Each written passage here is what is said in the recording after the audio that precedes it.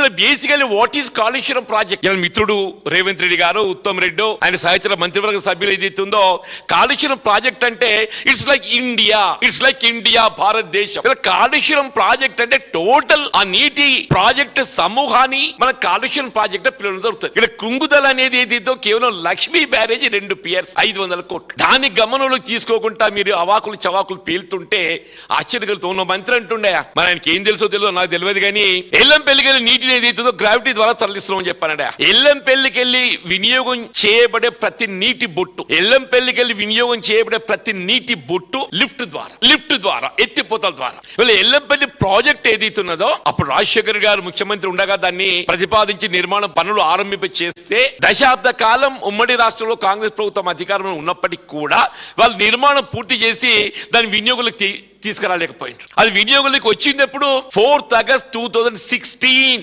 ఇవాళ సరిగ్గా 10 సంవత్సరాలే. 4th August 2016, ఇవాళ 4th August 2026. ఇవాళ సరిగ్గా 10 సంవత్సరాలు అవుతుంది అది వినియోగంలోకి వచ్చి. తెలంగాణ రాష్ట్ర ప్రభుత్వం ఏర్పడ్డ తదుపరి కేసీఆర్ గారు ముఖ్యమంత్రిగా, అప్పుడు హరీష్ రావు గారు నీటిపారుదల శాఖ మంత్రి హరీష్ రావు గారు that's put to use.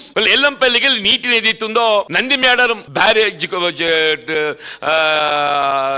Reservoir కు తరలింపు చేయబడే విధంగా, నంది మేడారం రిజర్వాయర్ కు తరలింపు చేయబడే విధంగా ఏదైతుందో ఇవాళ లిఫ్ట్ ఏదైతుందో 4th August 2016 కి ఏదైతుందో అవి ఇనాగ్రేట్ చేయడం జరిగింది. మీరు 10 ఏళ్లు రాజ్యం చేసి ఒక ఎల్లంపల్లి ప్రాజెక్ట్ పూర్తి చేసి వినియోగులు చేయలేకపోయిందని చెప్పి అంటున్నాయి. రాజశేఖర రెడ్డి గారు అప్పుడు ఉమ్మడి రాష్ట్రంలో August 2008 వారు శంకుస్థాపన చేస్తే తదుపరి 6 సంవత్సరాలు ఏదైతుందో ఉమ్మడి రాష్ట్రం కాంగ్రెస్ ప్రభుత్వం అధికారంలో ఉన్నది. నీ మహారాష్ట్రలో కాంగ్రెస్ ప్రభుత్వం అధికారంలో ఉండి కూడా ఏదైతుందో నువ్వు ఒప్పందం కుదుర్చుకోలేకపోయినావు. అదే కేసీఆర్ గారు లౌక్యం ప్రదర్శించారు.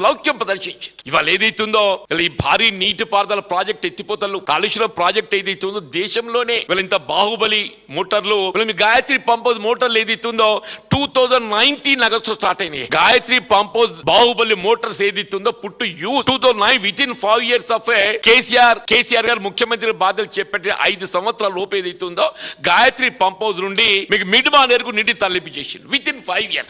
వాస్తవంలో ఒకలాగుంటే ఆ NDSA సాకుగా చూపెట్టి ఆ నేషనల్ డ్యామ్ సేఫ్టీ అథారిటీ ఏదైతుందో దాన్ని సాకుగా చూపెట్టి కన్నెపల్లి పంప్ హౌస్ నుండి మీకు 93.5 మీటర్ లెవెల్లో నీటి లభ్యత ఉంటే ఇవాళ నీటిని ఏదైతుందో ఎగువ అన్నారంకి ఎత్తిపోసుకునే అవకాశం ఉన్నది. అన్నారం వెళ్ళి సుందీలకు ఎత్తిపోసుకునే అవకాశం ఉన్నది. సుందీలకి ఆటోమేటిక్ వెల్కమ్ టు ఎల్లంపల్లి.